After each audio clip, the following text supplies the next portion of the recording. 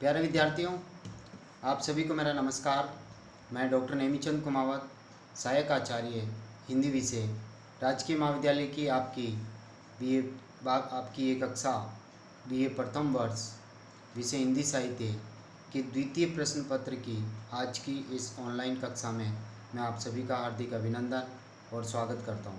प्यारे विद्यार्थियों, जो पिछली ऑनलाइन कक्षाएं हुई थी जिसमें मैंने आपके भाषा विज्ञान से संबंधित जो 40 अंकों का जो पाठ्यक्रम है उसको मैंने आपको विस्तार से पढ़ाया।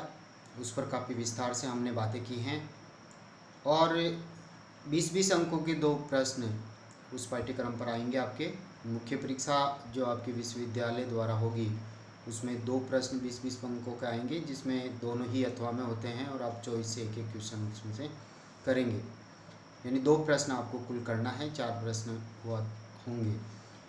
इसी तरह से जो 60 अंकों का जो पाठ्यक्रम आपका है वो हिंदी साहित्य के इतिहास से संबंधित हैं। आदिकाल, भक्तिकाल, रीतिकाल और आधुनिक काल। तो जस्ट ही पिछली जो 5-6 ऑनलाइन कक्षाएं हुई हैं जिसमें मैंने हिंदी साहित्य के इतिहास के काल विभाजन से संबंधित पाठ्यक्रम आपको पढ़ाया और आदिकाल को आरंभ किया था, जिसमें आदिकाल की जो प्रमुख परिस्थितियां हैं राजनीतिक, सामाजिक, धार्मिक, साहित्यिक, सांस्कृतिक, इसके ऊपर पिछली 3 ऑनलाइन कक्षाओं में हमने काफ़ी विस्तार से चर्चा की है।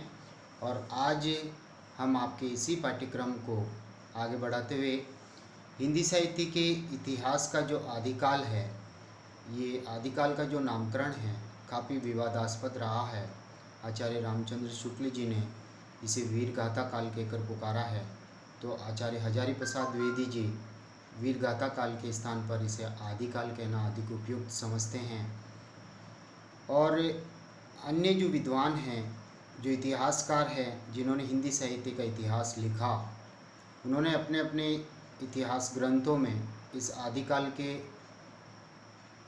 जो नामकरण हुए हैं उन पर अलग अलग दृष्टिकोण से अपना विचार रखा है, अपने मत रखे हैं और अलग अलग नाम सुझाए हैं।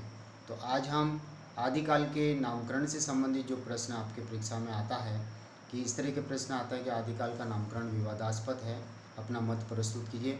या आदिकाल के नामकरण से संबंधित जो विद्वानों ने जो अनेक मत सुझाए हैं उन सभी की समीक्षा करते हुए आप अपने दृष्टिकोण से किसे सर्वाधिक उपयुक्त मानते हैं, इस तरह का ये प्रश्न आपके पाठ्यक्रम में आएगा 20 अंकों का।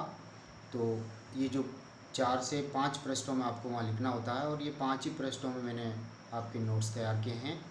तो देखिए, हम इसको शुरुआत करते हैं इस प्रश्न की, और ये एक मॉडल आंसर ही आप समझिए। और मैं पुनः आप सभी का आदिकाल के नामकरण विषय पर आपका स्वागत करता हूँ। तो चलिए हम शुरुआत करते हैं। हिंदी साहित्य का जो आदिकाल है उसका नामकरण काफ़ी विवादास्पद है। देखिए, हिंदी साहित्य के इतिहास को जिन 4 कालों में विभाजित किया गया है उनके नामकरण का प्रश्न भी विवादास्पद रहा है। नामकरण विषयक विवाद अनेक कारणों से उत्पन्न हुआ है। सर्वाधिक विवाद प्रारंभिक काल को लेकर के हैं और यह वह काल है जिसके लिए विभिन्न विद्वानों ने अपने अपने ढंग से पृथक पृथक नाम प्रस्तावित किए हैं। भक्तिकाल को सभी विद्वानों ने भक्तिकाल के रूप में स्वीकार किया है, किंतु रीतिकाल का नामकरण भी विवादास्पद रहा है। जहाँ तक आधुनिक काल के नामकरण का प्रश्न है, उसे आधुनिक काल तो प्राय सभी विद्वानों ने स्वीकार किया है, किंतु व्यापक परिधि और उसमें निहित विषय वस्तु वैविध्य के कारण उसके उपखंडों के नामकरण को लेकर किंचित विवाद हुआ है। अतः जो हिंदी साहित्य के इतिहास के जो 4 कालखंड किए गए हैं, जिनमें 2 पर प्राय विवाद नहीं है, जैसे रीतिकाल पर विवाद हैं और आदिकाल पर विवाद है। भक्तिकाल और आधुनिक काल पर कोई विवाद प्राय नहीं है और नहीं के बराबर विवाद हुआ है। अतः यहाँ पर सभी कालों के नामकरण विषयक विवादों का विश्लेषण करते हुए उनकी संक्षिप्त समीक्षा प्रस्तुत की जा रही है। आपके समक्ष देखिए, सर्वप्रथम हम लेते हैं आदिकाल का नामकरण। प्यारे विद्यार्थियों, हिंदी साहित्य का जो आदिकाल है वो निश्चय ही सर्वाधिक विवाद का विषय रहा है। ये अपनी सीमा रेखा में 10वीं शताब्दी से लेकर 14वीं शताब्दी तक फैला हुआ है। इसके प्रारंभ को लेकर विद्वानों में भले ही विवाद हो, किंतु अधिकांश विद्वान इसका प्रारंभ 10वीं शताब्दी ही स्वीकार करते हैं। यानी 10वीं शताब्दी का अंत और 11वीं शताब्दी का आरंभ से हिंदी का आरंभ माना जाता है। हिंदी भाषा में काव्य रचनाएं आरंभ हुई। इस कालखंड के लिए विभिन्न नाम सुझाए गए हैं, जो आपके समक्ष में इस प्रकार रख रहा हूँ। देखिए, वीरगाथा काल, आचार्य रामचंद्र शुक्ल जी ने वीरगाथा काल कहकर के इसे पुकारा है। आदिकाल नाम दिया आचार्य हजारी प्रसाद द्विवेदी जी ने। चारण काल एवं संधि काल नाम दिया डॉक्टर रामकुमार वर्मा जी ने। बीजोपन काल नाम दिया है महावीर प्रसाद द्विवेदी जी ने। और सिद्ध सामंत काल नाम दिया है सिद्ध सामंत काल नाम दिया है राहुल सांकृत्यायी जी ने। और आरंभिक काल नाम दिया है मिश्र बंधुओं ने। प्रारंभिक काल डॉक्टर गणपति चंद्र गुप्त जी ने दिया। वीर काल विश्वनाथ प्रसाद मिश्र जी ने दिया। चारण काल डॉक्टर गिरियर्सन ने दिया। और अंधकार काल डॉक्टर कमल कुल श्रेष्ठ जी ने दिया।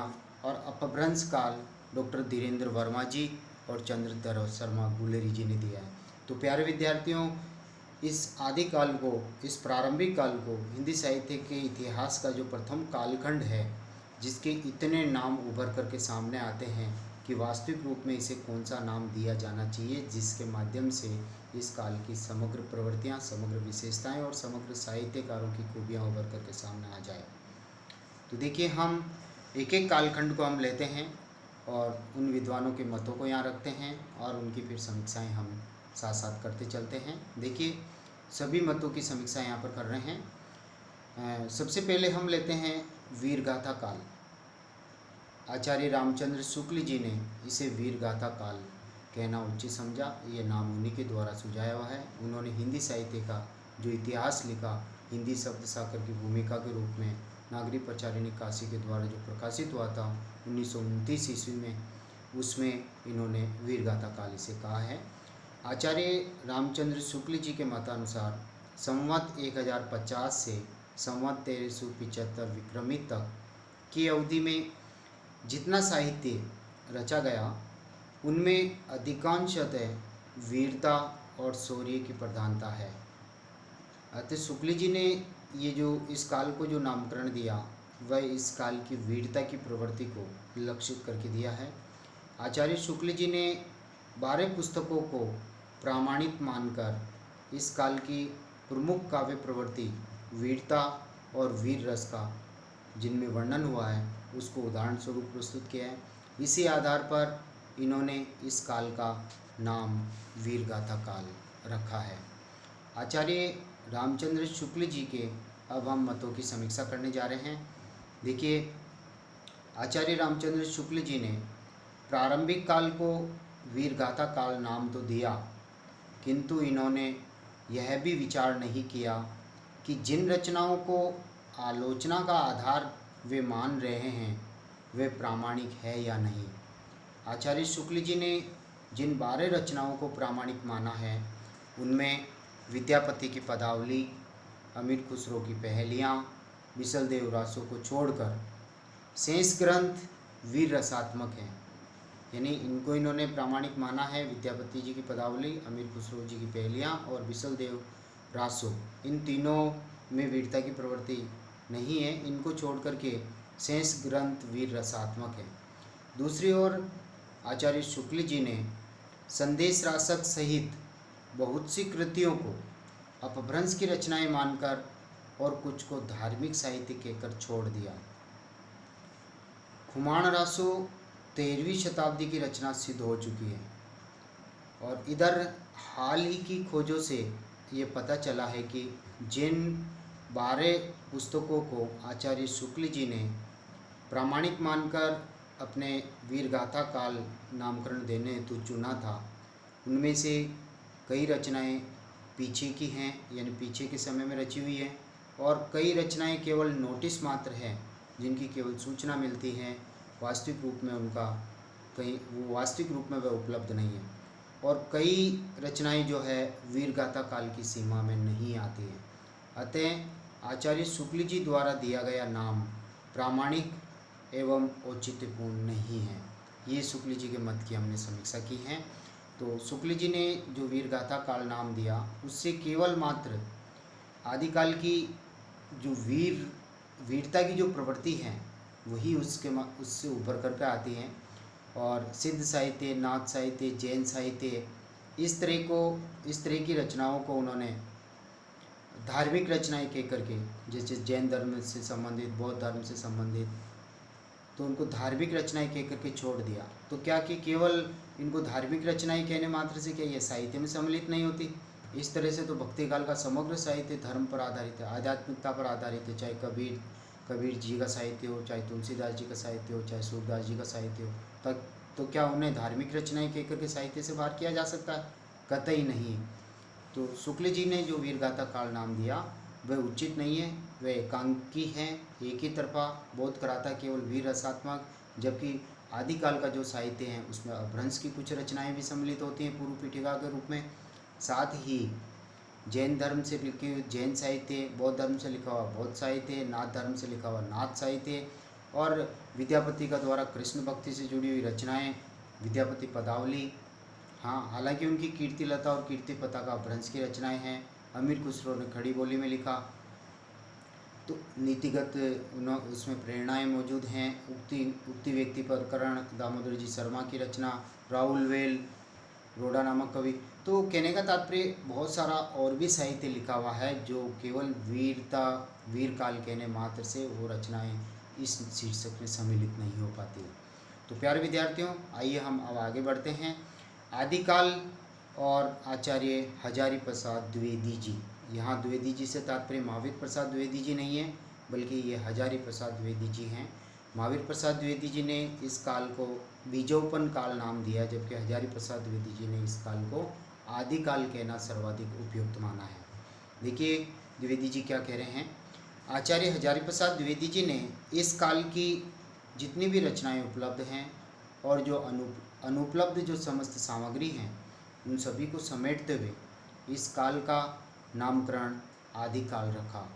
इस नाम से युग के प्रारंभिक समय की सूचना व संवेदना का बोध भी हमें हो जाता है।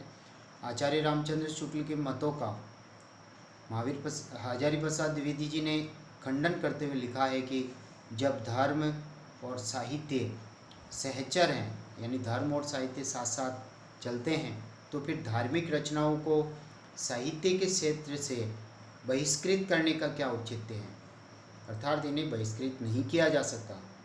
यदि धार्मिक उपदेशों को काव्य का बाधक तत्व समझेंगे तो फिर रामायण, भागवत, महाभारत, सूरसागर, रामचरितमानस जैसे महाकाव्य आदि के साहित्यिक सौंदर्य से युक्त इन अनुपम रत्नों को, ये साहित्य सौंदर्य से संपन्न ये जो रचनाएं हैं, उनको साहित्य की परिधि से बाहर रखना पड़ेगा, तो हिंदी साहित्य के लिए बड़ा अन्याय हो सकता है।